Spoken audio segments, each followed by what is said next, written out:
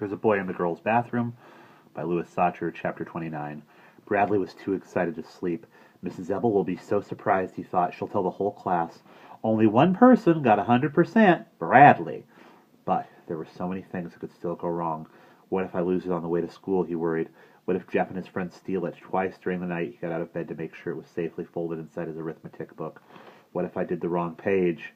He was no longer sure whether Mrs. Ebel had said page 43 or page 62. He tried to remember exactly what she had said to him. He sat up in horror. She never said it was arithmetic homework. Mrs. Ebel had just said a page number. She never said what book. She could have meant history or language or any of his other books. He lay back down and trembled. His tears wet his pillow. He got out of bed early in the morning, checked to see if his homework was still there, then quickly got ready and left for school without eating breakfast. On the way, he stopped to make sure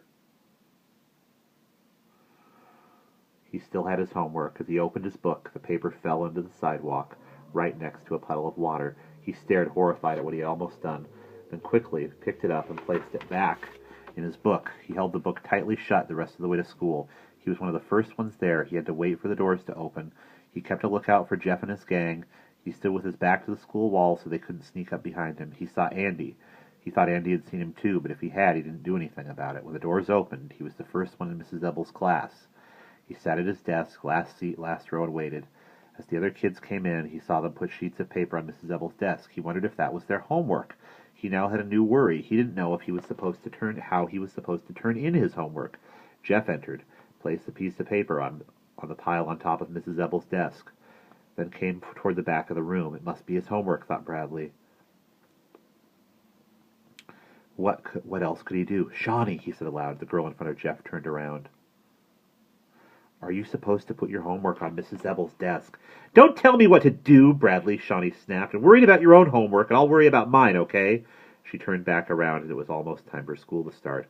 What if I have to put it on her desk before the bell rings, or it doesn't count? He fumbled through his book for his homework, stood up, and headed to Mrs. Ebel's desk. He became more nervous with each step he took. His mouth was dry, and he had trouble breathing. He could hardly see where he was going. He felt like he was going to faint. Mrs. Ebel's desk seemed so far away. It was like he was looking at it through the wrong end of a telescope. His heart pounded, and his homework rattled in his hand. Somehow he made it to her desk and tried to focus on the sheets of paper the other kids had put there. It looked like arithmetic homework, page 43, but instead of feeling better, he felt worse, like he was going to explode. Do you want something, Bradley? Asked Mrs. Ebel. He looked at his homework, shaking his hand, then he tore it in half and dropped it in the wastepaper basket next to Mrs. Ebel's desk. He instantly felt better.